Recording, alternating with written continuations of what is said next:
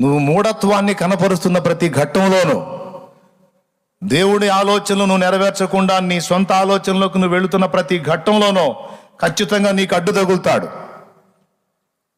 Reverse gear ఖచ్చితంగా వేస్తాడు. వ్యతిరేక పరిస్థితులు కల్పిస్తాడో నువ్వు మళ్ళా దారిలోకి వచ్చిందాక ఎదురవుతానే ఉంటాయి. ఎప్పుడైతే మళ్ళీ రూట్లోకి వస్తావో అప్పుడు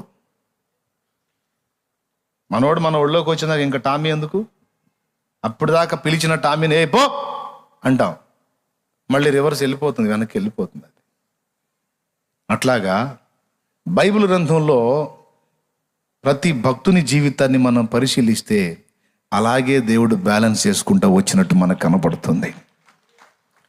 మోషేని నడిపించిన దేవుడు, అబ్రహాముకు తోడై ఉన్న దేవుడు, యాకోబును ఆశీర్వదించిన దేవుడు నీకు నాకు దేవుడై ఉన్నాడని మర్చిపోవద్దు. యాకోబును వెన్నంటి యాకోబుతో ప్రయాణం చేసిన దేవుడు, యోసేపు ఐగుప్తుకు అమ్మబడితే యోసేపుతో వెళ్ళిన దేవుడు, అణువు అడుగడుగున వాళ్ళని వెంటాడి వాళ్ళ జీవితాలని టర్న్ చేసుకుంటూ వచ్చిన అదే దేవుడు ఈరోజు నీకు నాకు దేవుడై ఉన్నాడు. అబ్రహాం, ఇస్సాకు, యాకోబుల దేవుడే మన ప్రభువైన దేవుడు. వాళ్ళ జీవితాలు ఎలా జోక్యం చేసుకొని అనేక మలుపులు తిప్పి వాళ్ళని గమ్యస్థానానికి చేర్చాడో నిన్ను నన్ను కూడా అలా చేర్చడానికి సమర్థుడు. యోనా పట్ల చిత్తం ఒకటి ఉంది, యోనా గమనమే వేరుగా ఉంది. సాగిందా ఓడ? సముద్రంలో ఓడ సాగిందా? టికెట్ తీసుకున్నాడు, పోయి అమరంలో నిద్రపోయాడు. ఇంకా నాకేం చింత లేదని, ఎంత మాత్రం పోతావో చూస్తానని 2 పనులు చేశాడు దేవుడు. సముద్రానికి ఆజ్ఞాపించాడు, తిమింగలానికి కూడా ఆజ్ఞాపించాడు. సముద్రం ఏమో ప్రయాణం ముందు సాగకుండా అడ్డగించడానికి, తిమింగలమేమో బయట విసిరినప్పుడు మింగటానికి. ఎక్కడైతే రివర్స్ గేర్ వేసాడో అక్కడికే తెచ్చి కక్కింది అది. Praise the Lord. అమ్మ దాటిపోదామనే యోనా,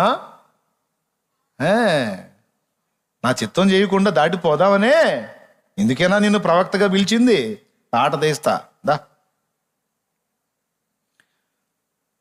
నువ్వు చెబుతావు, నీకు సెంటిమెంట్లు ఎక్కువ, మొత్తాన్ని చంపేస్తానంటావు. చంపవు, ఏమీ లేదు, నాకు తెలుసు. నువ్వు వెళ్ళమన్నావుగా, చెప్పమన్నావుగా, నేను చెబుతా. నువ్వు వాళ్ళ నాశనం చేయకపోతే అప్పుడు చెప్తా. నేను పోయేవాడిని, నువ్వు నా ఓడబోకుండా ముందుకి తుఫాన్లు రేపి నన్ను అందులోంచి బయటపడేసేటట్టు చేసి తిమింగలం చేత మింగించి దాని కడుపులో 3 రోజులు నన్ను మురగబెట్టి బయటికి తెచ్చావుగా. సరే, ఇంత దుర్భర పరిస్థితి నాకు ఇచ్చావుగా, సరే నువ్వు అన్నట్టే పోయి చెబుతా. 40 రోజుల్లో నాశనం కాకపోతే చెబుతా. ఎవరితో? దేవుడేమో కోపం వచ్చింది యోనాకి. కోపడితే పడ్డావులే, పోయి ప్రకటన చేయమ్మా. ఇసుకొచ్చిందా బుజ్జి, పర్లేదులే నాన్న పో. కోపడితే కోపడ్డావులే, సణిగితే సణిగావులే, పో పరిచయం చేయిపో. చేయకపోతే ఊరుకోడు, ఇక సచ్చినట్టు పోయాడు. చేయకుండా ఇంకెటు పోతాడు? పాతాళానికి పోతాడా? అక్కడ కూడా ఉన్నాడు. పరలోకానికి ఎక్కిపోతాడా? అక్కడ ఆయన సింహాసనం ఉంది. నీకు ఏ గుహలో దాక్కుంటాడు? ఓడ అమరంలో పండుకున్నోడిని బయటికి లాక్కొచ్చి నీళ్లలో వేయించిన దేవుడు ఎక్కడ దాక్కున్నా తీసుకొస్తాడు. హలో, నువ్వు ఏ కలుగులో దాగినా లాక్కొస్తాడు, నిన్ను ఈడ్చుకొస్తాడు. అర్థమైపోయింది యోనాకి, ఇక నేను ఎక్కడ దాగలేను. అగాధ జలముల్లో నేను కూర్చున్నా సరే అక్కడి నుంచి జుట్టు పట్టుకొని లాక్కొస్తాడు. మొండోడు వదిలిపెట్టడు. సరే నువ్వు అన్నావుగా వెళ్తున్నా, నువ్వు చెయ్యాలి. ఒక్కరోజు ఒక దిన ప్రయాణం అంత వెళ్ళి ప్రకటించాడు. దేవునికి స్తోత్రం. తర్వాత ఇక వాళ్ళు మారు మనసు పొందటం, వాళ్ళు గోనె పట్ట కట్టుకొని బూడిద పోసుకొని పశ్చాత్తాపడి ఆ నినివే పట్టణస్తులు మారు మనసు పొందటం, దేవుడు కనికరించటం, తర్వాత యోనాకి తన ప్రేమను చెప్పటం, అదంతా వేరే సంగతి. మొదటైతే యోనా విషయంలో ఆయనకి ఏ చిత్తం ఉందో అది నెరవేర్చడం కోసం అడ్డు తగిలాడన్న విషయాన్ని గుర్తుపెట్టుకోండి. ఎంతమందికి అర్థమవుతుందో? అడ్డు తగిలాడని గుర్తుపెట్టుకోండి. ఒకవేళ నీ జీవిత యాత్రలో అలాంటి అవరోధాలు, ఎదుర్లు వచ్చినాయి అంటే ఏదో వేరే వేరే విధంగా నీ ప్రయాణం ఉండాల్సి ఉంది, నీ పట్ల వేరు చిత్తం ఏదో ఉంది, దానికి భిన్నంగా నువ్వు వెళ్తున్నావు, అందుకే అడ్డు తగిలి రూట్లోకి తీసుకొచ్చాడు అని గుర్తుపట్టి దేవునికి నిన్ను నీవు అప్పగించుకో.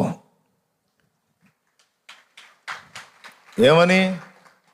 నీకు వ్యతిరేకంగా వెళ్ళి బతకలేను, నీ మీద అలిగి కోపపడి నీకు దూరం కాలేను, ఇక ఉన్నది ఒక్కటే, నీ చిత్తం ఏదో అది నా పట్ల నెరవేర్చయ్యా అని సంపూర్ణంగా ఆయనకు లోబడితే అప్పుడు ఇక నీకు తోడై ఉండి నీ అవరోధాలు అడ్డుబండలన్నీ కూడా ఆశీర్వాదాలుగా మార్చి నిన్ను నడవలసిన త్రోవలో ఆయన నడిపిస్తాడు. హల్లెలూయా. ఏ భక్తుని జీవితమైనా చూసుకో ఇక నువ్వు ఈ కోణంలో. వాళ్ళ బుర్రకు తోచినట్టు దేవుడు పోనిచ్చాడా? పోనీలా. వ్యతిరేక పరిస్థితులు అనుమతించి, అత్యంతం లేని పరిస్థితులు కల్పించి వాళ్ళను లొంగదీసి తన పని జరిగేటట్టు చేశాడు. ఈరోజు మనందరి జీవితాల్లో కొన్ని అనుకున్నవి జరిగినవి ఉన్నాయి, కొన్ని జరగనివి ఉన్నాయి.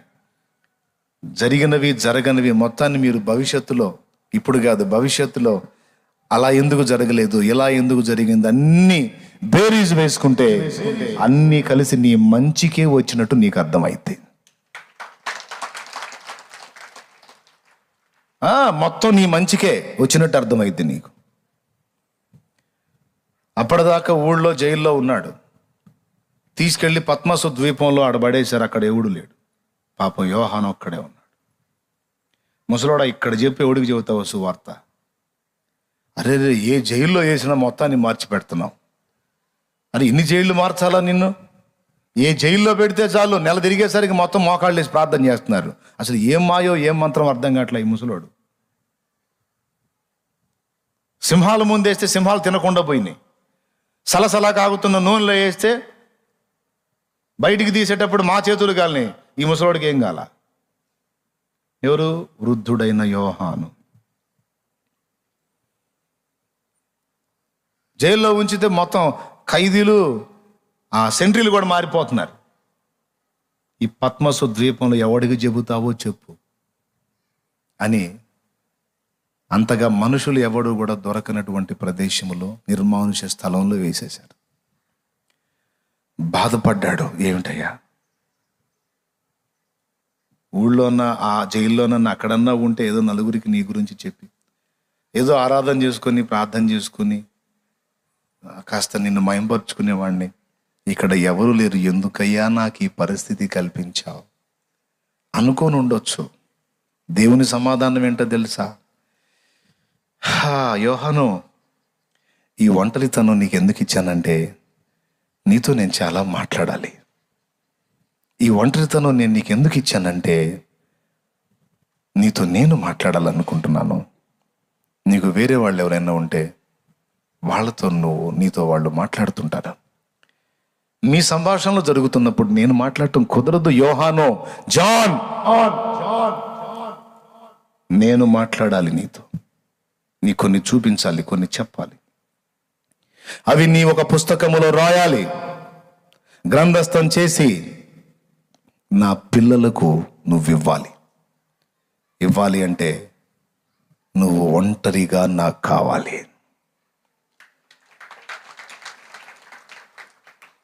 కొంతమంది అంటారు, నా భర్తను ఎందుకు తీసుకెళ్ళావు, నా భార్యను ఎందుకు తీసుకెళ్ళావు, వీళ్ళని ఎందుకు తీసుకెళ్ళావు, వాళ్ళని ఎందుకు తీసుకెళ్ళావు? దేవుడు అంటాడు, నీవు నాకు ఒంటరిగా కావాలి. ఎందుకయ్యా? నీతో చాలా పని ఉంది నాకు. నేను చాలా నీతో మాట్లాడుకోవాలి. నీ ద్వారా అనేకులతో మాట్లాడాలి, నీ ద్వారా అనేకుల్ని నేను సంధించాలి, నీలో ఉండి నేను పలకాలి, నీలో ఉండి అనేకుల్ని తాకాలి. నువ్వెందుకు నాకు ఇట్లాంటి పరిస్థితి కల్పించావంటే నాకు అవసరం ఉంది. నీవు నాకు లోబడాలి, అప్పుడే అవన్నీ నేను చేసుకోగలుగుతాను. నీ అంతటా నీవు నాకు ఏకాంతంగా ఇవ్వలేవు, అందుకే ఏకాంత పరిస్థితి నీకు వచ్చేటట్టు చేశాను. ఇక ఇప్పుడు సైతాను నేను నీకు ఇచ్చే ప్రత్యక్షతలు అడ్డుకోవడానికి అవకాశం లేదు. అదే నువ్వు మనుషుల మధ్యలో ఉన్నావు అనుకో, నేను ఏదన్నా చెప్పబోతే ఆ మనుషుల్ని ప్రేరేపించి వాడు నువ్వు వినకుండా అడ్డగిస్తాడు. అందుకే నిన్ను ఒంటరిగా తీసుకొచ్చి ఇక్కడ పెట్టా. ఇప్పుడు ఏకాంతంలో నేను నువ్వే, ఇక్కడ ఆడ అడ్డుపట్టడానికి లేదు అవకాశం అని అక్కడ ఆయన పరలోక దర్శనాలు ఇస్తే అవన్నీ చూసి రాసినదే బైబిల్లో చివరి పుస్తకమైన ప్రకటన గ్రంథం. ఇప్పుడు చెప్పండి, పాపం మనుషుల మధ్యలో ఉంటే ఎంజాయ్ చేసేవాడు దేవునిలో. ఇప్పుడు ఒంటరిగా దిక్కు దశ లేకుండా పోయాడు. ఆ పద్మసు ద్వీపంలో పరవాసి ఒంటరిగా ఉండిపోయాడు. ఇప్పుడు ఈ పరిస్థితి యోహానుకు కీడా మేలా? తీసుకెళ్ళి ఆడ పడేసినప్పుడు యోహాను అది కీడుగానే అనుకోని ఉండొచ్చు, కానీ ప్రభు చిత్తం ఎరిగిన వాడు కనుక అనవసరంగా దేవుడు ఏ పని చెయ్యడో, ఏదో మొత్తానికి కారణంతో నన్ను తీసుకొచ్చి ఇక్కడ, ఏ ఊరు నిన్ను తీసుకెళ్ళినా, ఏ ప్రాంతం నిన్ను తీసుకెళ్ళినా, ఏ రాష్ట్రం నిన్ను తీసుకెళ్ళినా, ఏ జిల్లా నిన్ను తీసుకెళ్ళినా, నువ్వు వేరే దేశంలో ఉన్నా అనవసరంగా నిన్ను తీసుకెళ్ళలా. ఏదో ఉంది కారణం అక్కడ నీ ద్వారా. ఒకవేళ నువ్వు ఉన్న ఆ గడ్డ మీద నువ్వు మోకాళ్ళుని ఒకవేళ దాని కొరకు విజ్ఞాపన చేయాల్సిన అవసరత ఉందేమో. నువ్వు ఏ ప్రాంతానికి వెళ్ళినా అనవసరంగా నిన్ను తీసుకెళ్ళలా పని ఉంది. అది నీ ద్వారా నెరవేర్చేంత వరకు నీ చెయ్యి వదలడుగాక వదలడు.